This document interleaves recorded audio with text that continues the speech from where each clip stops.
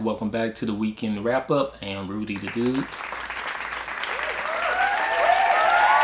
I love us. I love us. I love us. I believe in us. I believe in us. Hope. Hope, baby. Hope. Hope. You gotta have hope. All right. It is April 2nd, 2022.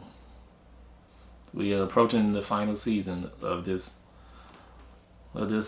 weekend wrap up, season 2. I said the date because before that, let me give my disclaimer. I am an everyday working man. Yeah, I have a profession in acquisition. That's where my expertise are at. I am not, or I do not have any type of background in being a newscaster or a reporter. Yeah. Yeah. I just like good news. I like good news. Therefore, but I look at what's being put out by the mass media. Some are helpful, but if you notice when you see people like me most of the time, what is it about? Unfortunately. And it's not like I look for it. It's just put out there. I mean, think about it. And think about what you don't see. And that's what we focus on. That's where Rush Media comes in at. So therefore, my campaign, my gimmick, my propaganda, my advertisement, my what I'm selling, what else?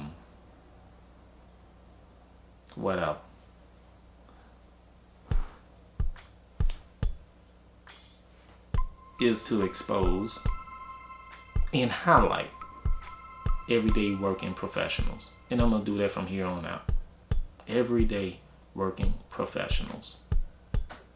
Whether you're an entrepreneur, doctor, lawyer, engineer, dentist, psychologist, professionals that have a career and going to look forward to retirement one day. Because you want to know why? The kids are watching. The kids are watching. And to try to be a celebrity or an athlete, there's plenty of media for that.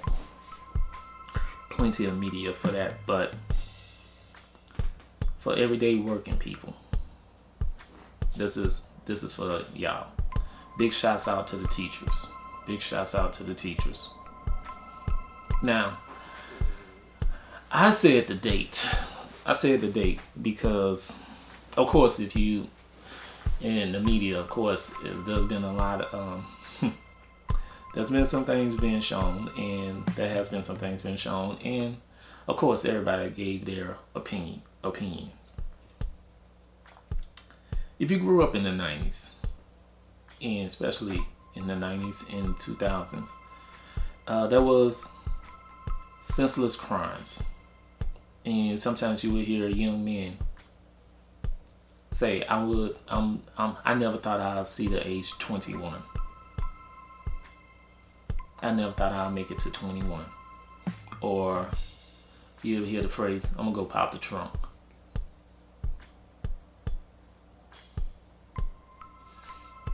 Like I said before, everybody loves a drug dealer, but nobody likes a crackhead. Or a meth head. Or an addict. And everybody loves a gangster. But nobody likes straight bullets. Or going to the graveyard burying another young person. Or going to prison. It is 2022. If you have police officers say, I fear for my life, What do you think is going to happen in the streets? And then there's laws now where you can't bear arms. Common sense, a good sense, sound judgment in practical matters has become a luxury because it's becoming very rare. And if that was a stock, it already have the Berkshire Hathaway price, and that price ain't coming down. Now rationale is on its way up. I think it's time for a lot of people to invest in that. And they're thinking clearly, logically, sensibly, seeing and focusing on the big picture, your life, and what you are accountable for. Had a great talk with a bunch of men this week. Only men, just to make sure in my circle, and just to make sure that we are all on one accord of events that transpired over this week.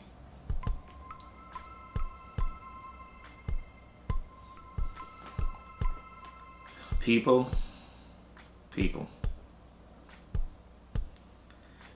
I think it's time.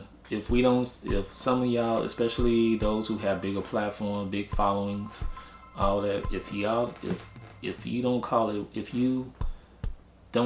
what it is for what it is, the facts. If your morals and your integrity is that lopsided where you cannot see, you pretend that you cannot see or hear, then hey, like I said, I had a great conversation with men in our locker room talk. There was plenty of jokes, but the sad part about it was that it came back to the conclusion. One of the conclusions were going back to growing up in the 90s and watching in the 2000s senseless crimes. There's even a professional Super Bowl champion that's in the ground right now because of a senseless crime. And like I said before, if officers feel like they're fearing for their life, as well as people who are bearing arms, Tennessee, Ohio, other states, what you think is going to happen? Please. So, Michelle Obama said it best. When they go low, we go high. Everybody's supposed. A lot of people agreed to that, concurred to that, reposted it. Boy, they living like that. So let's go back to so everyday working people. Let's get back to the direction to the high road. Okay. Now, the high road. You take Situation Street. You take Situation Street. You make a left because everybody's used to making rights, and it seems like since everybody's used to making rights, now it's making a right. Now it look like gazelles trying to cross the river with a bunch of crocodiles waiting for them. I show my daughter that all the time. So you make a left on Rationale Drive. Rationale. Thinking clearly, sensibly, logically. Then you're going to come to this stop. The intersection, there's an intersection between highway mature and immature. You can make a right on immature, and unfortunately the results, because there's going to be causes and effects, there's going to be consequences regardless, good or bad. So if you make the choice to go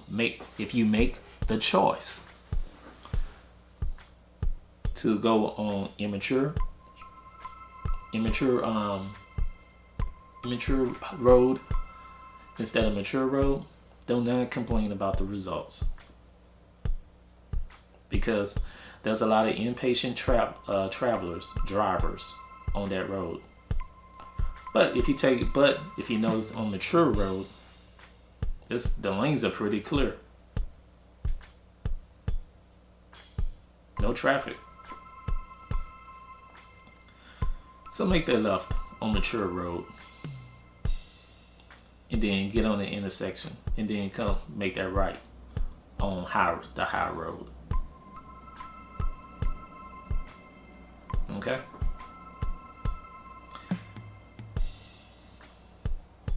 Okay. Now, high schoolers. Sophomores, freshmen, juniors, sophomores. Freshmen, sophomore, juniors. High school seniors. Future. Get ready. Class of 2023. It's not too late. Class of 2023, class of 2020, class of 2023 through class of 2025. Start working on your scholarship applications. There's free money out here. There's free money out here for y'all. And trust me, higher education is important. Do not. Well, look, if that's where you want to go, especially in your career field. Okay? Trade school is affordable as well. But when you do go to trade school, you gotta understand, you gotta go, you gotta hit the ground running as well, because you're competing with people with degrees, with experience as well, especially those who have done internships. So think about that as well. But it's not too late. Class of 2023, especially 2024, 2025. The earlier you get it done, the easier your high school senior year will be. Because Tuskegee University, great job. The college application process can spur fear in many high schoolers, but the power of betting on yourself will always take you far. It's the mentality that has led Georgia High School senior Mackenzie Thompson to academic excellence, according to CNN. The 18-year-old, who is described as a star student throughout high school, applied to 51 universities and has since received 49 acceptance letters with over $1 million in scholarship offers.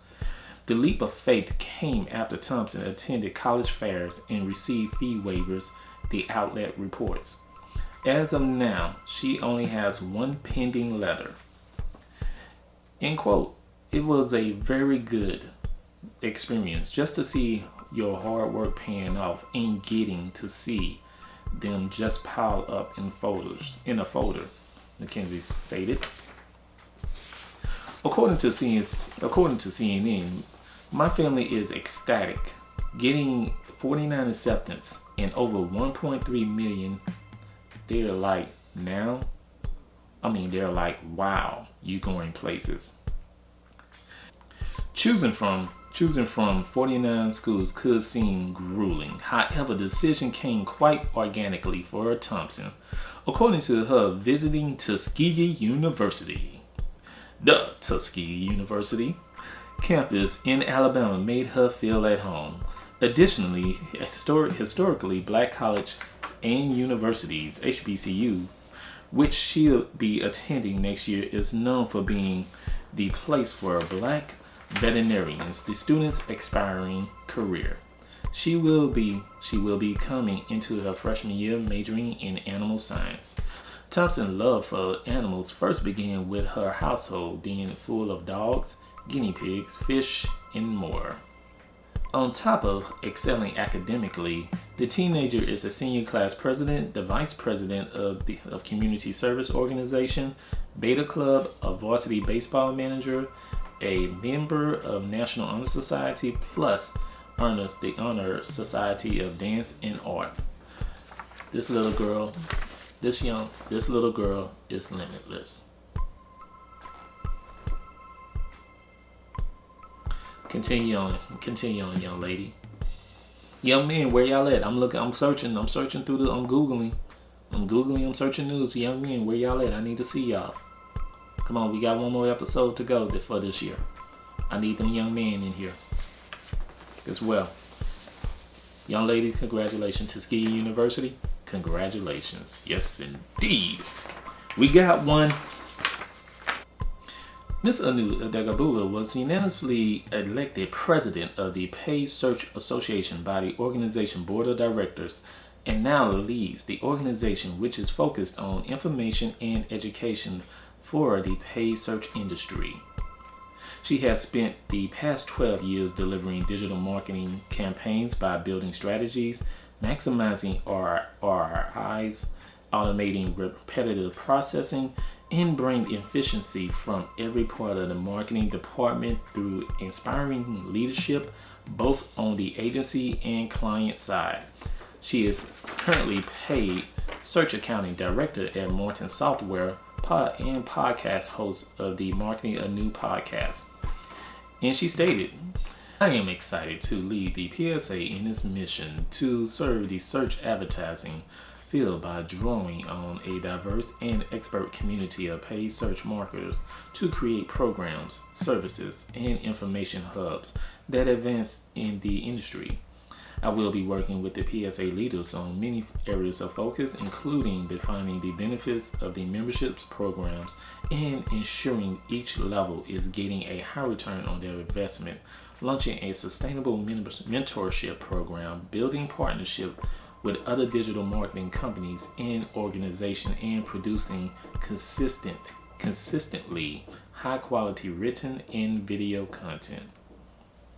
Hey, keep it going, young lady. Keep it going. Like I said before, we all have our part. We all have our part to do in our community. And like I said, whether you're a lawyer, attorney, marketer, somebody got to do it. Somebody got to do it. And then on top of that, somebody has to be proficient, sufficient, and efficient in it. Okay? Somebody has to do it. I mean, bills have to be paid. So if you have a career, keep going. Go higher. Find the ladder, and climb it. Founder of Uptrend Credit Solution, Wes Paul recently unveiled his company's shift from a single-focused credit repair agency to a full fintech platform offering a wide array of credit reporting, restoration, and education services. Over the next few months, Uptrend will roll out multiple financial literacy programs and services that help people repair their credit, while also offering credit mentoring, monitoring, and education as part of the new company focus. Uptrend has always had a strong interest in helping to educate underserved and minority communities, especially those hardest hit financially by the COVID-19 pandemic.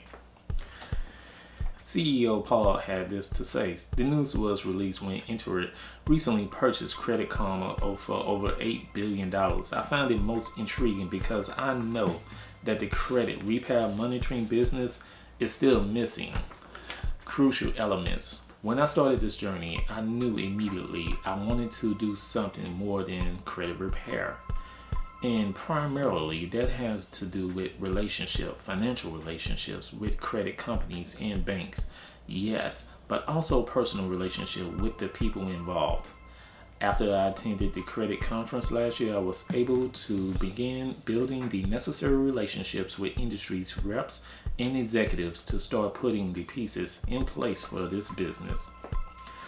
Uptrend is a fintech platform that specializes in providing in-depth credit monitoring and education to help underserved individuals and communities understand their options. Uptrend Credit has always believed that anyone can achieve financial freedom by leveraging their credit through the power of education and financial literacy. The path to a brighter financial future begins with good credit. Uptrend Credit Solution can help. They are fully licensed, insured, and accredited by Triple B. Like I said before, somebody has to do this. Keep on moving forward, Mr. Paul. Expand your business. Stay on your vision. Stay on your vision. Good deal. Founder of Stellar Global, Sam Seeley, has accepted the strategic advisor position with Lightment LLC to accelerate its mission, develop its vision, and expand its footprint in the burgeoning and fast-growing NFT space. Mr. Sam leads the digital asset practice at the Digital Economist, a global impact ecosystem building insight, products, services, and programs with a human-centered paradigm. Where there, he is part of the joint work with IBM on tokenization of renewable energy assets, serving as a catalyst for the convergence of digital assets and sustainability. With over 10 years of experience in the digital asset space with a keen focus on sustainable protocols and projects designed to help advance financial inclusion and expand economic opportunity, he runs a series of live interviews and crypto meetups to build international collaboration to support Web 3.0 founders. All right. Yes, sir. Keep it going, sir. Seattle Foundation is pleased to announce that Ms. Alesha Washington has been named its new president and chief executive officer after an extensive nationwide search process. Ms. Washington most recently served as program director for Vibrant Neighborhood and Inclusive Economy at the George Gund Foundation in Cleveland, Ohio, and was previously the vice president of government advocacy at the Greater Cleveland Partnership, one of the largest chambers of commerce in the country. At the Gund Foundation, Ms. Washington led the team in efforts to reimagine the foundation grant-making in democracy building, civic engagement, and neighborhood resident leadership. She also played the lead role in community work with other Cleveland areas foundations to advance racial equity and justice. During her tenure, she pushed increased investment to Black and Latinos-led organizations, granting $6 million in 2020 alone for capacity buildings and operating support. Ms. Washington will work alongside trustee staff and philanthropists to engage community, business, public sectors, and religious leaders in fueling collective actions to advance racial and economic equity in our region. Her outstanding expertise and commitment will advance Seattle Foundation's mission. Go ahead, young lady. Go ahead. Like I said before, man, like I'm gonna always say, we all have our part to do. We all have our part to do. We all have our part to do.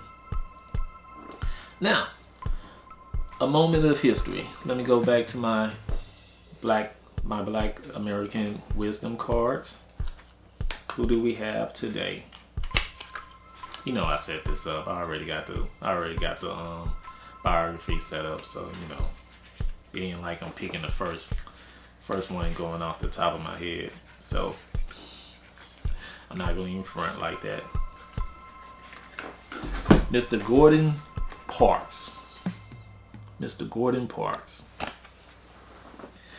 We were poor, though I did not know it at the time. The rich soil surrounding our clapboard house had yielded the food for the family. Mr. Gordon Parks, one of the greatest photographers of the 20th century, was a humanitarian with a deep commitment to social justice. He left behind an exceptional body of work that documents American life and culture from the early 1940s into the 2000s, with a focus on race relations, poverty, civil rights, and urban life.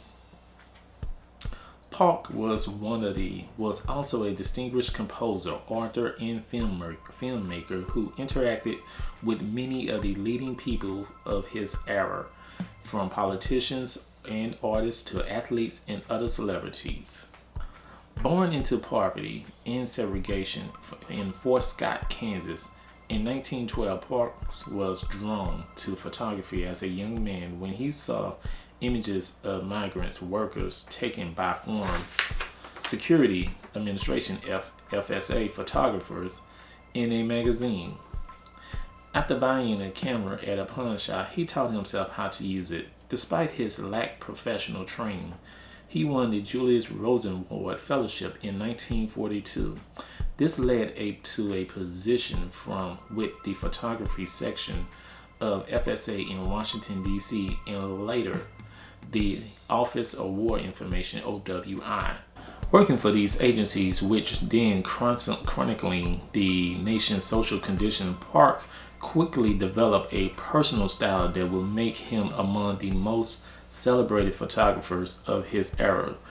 His extraordinary pictures allowed him to break the color line in professional photography, while he created remarkably expressive images that consistently explored the social and economic impact of poverty, racism, and other forms of discrimination. In 1944, Parks left the OWI to work for Standard Oil Company's photo documentary project. Around this time, he was also a freelance photographer for Glamour and Ebony, which expanded his photography practice and further developed his distinct style. His 1948 photo essay on the life of a Harlem gang leader won him widespread acclaim and position as the first Black American staff photographer for life. Parks would remain at the magazines for 2 decades in covering subjects ranging from racism and poverty to fashion and entertainment, and taking memorable pictures of such as figures as Muhammad Ali, Malcolm X, Adam Clayton Powell Jr., Stokely Carmichael. His most famous image, for instance, American Gothic 1942 and Emerging Man 1952, captured the essence of his activism and humanitarianism and have become iconic, defining generations. They also helped rally support for the burgeoning civil rights movement, for which Parks himself was a tireless advocate as well as a documentarian. Park was a modern-day Renaissance man whose creative practice extended beyond photography to encompass fiction and non-fiction writing, musical composition, filmmaking, and painting. In 1969, he became the first Black American to write and direct a major Hollywood studio feature film, The Learning Tree, based on his best-selling semi-autobiography novel. His next film, Shaft 1971, was a critical and a box office success, inspiring a number of sequels. Park published many books, including memorials, novels, poetries, and volumes of photographic techniques. In 1989, he produced, directed, and composed the music for a ballet, Martin, dedicated to the late civil rights leader Martin Luther King Jr. Park spent much of the last 3 decades of his life evolving his style. He was recognized with more than 50 honorary doctorates, and among his numerous awards was the National Medal of Arts, which he received in 1988. Today, archives of his work resides at a number of institutions, including Gordon Parks Foundation in Pleasantville, New York, the Gordon Park Museums in Fort Scott, Kansas, and Wichita State University in Wichita, and the Library of Congress, the National Archives, and the Smithsonian Institutions, all in Washington, D.C. Parks' work is in the permanent collection of major museums, among the Art Institute of Chicago, the Baltimore Museum of Art, the Cincinnati Art Museum, the Detroit Institution of Art, the International Center of Photography, the Metropolitan Museum of Art, and the Museum of Modern Art, all in New York, the Minneapolis of Art, the Museum of Fine Art in Houston, the St. Louis Art Museum, the Smithsonian National Museum of Art in Washington, D.C., and the Virginia Museum of Fine Arts in Richmond, Virginia. These include Gordon Parks, the Atmosphere of Crime Museum of Modern Art, Gordon Parks, ex Muhammad Ali, Nelson Atkins Museum of Art, Gordon Park, the Flavio Story, Sao Paulo, Brazil, Gordon Parks, the New Thai Early Work 1940 through 1950 National National Gallery of Art, Washington, D.C. IMU, selected work, 1942 through 1978, Berlin, Germany. Invisible Man, Gordon Parks and Ralph Ellis in Harlem, Art Institute, Chicago. Gordon Park, Back to Fort Scott, Museum of Fine Art, Boston, Massachusetts. Gordon Park, Segregation, High Museum of Atlanta. Segregation Story, High Museum of Art, Atlanta, Georgia. Gordon Parks, The Making of an Argument, New Orleans Museum of Art, New Orleans, Louisiana. In Gordon Parks, A Harlem Family, 1967, The Studio of Museum in Harlem, New York.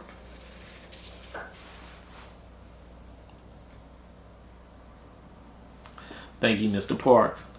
Thank you. Thank you for your wonderful works.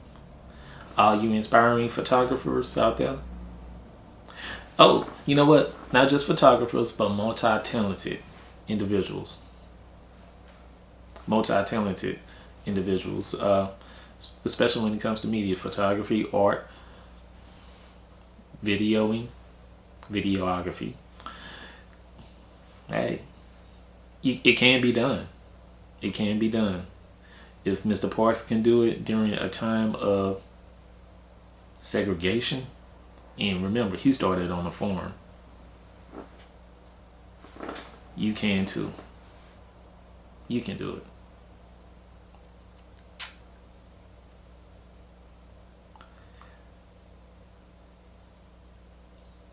You know what? I'm gonna see y'all next week. Next week we popping bottles though. Next week I am popping a bottle. I'm popping a bottle. Yeah, I'm popping a bottle. This is season 2. So we're gonna pop a bottle and celebrate. But until then, I'm gonna see y'all next week because you don't understand. I ain't scared of you, mother. Thank y'all. All right. Everyday working people. Understand, just understand there is I believe now there is a such thing as rich privilege. So, everyday working people, understand your lane and stay in your lane. The people, and understand that if you're not using this, self-destruction, self-control, if mental illness is what it really is, let's don't glamorize it, and let's don't put people on pedestals that have it because the kids are watching. Call it for what it is. Call it for what it is.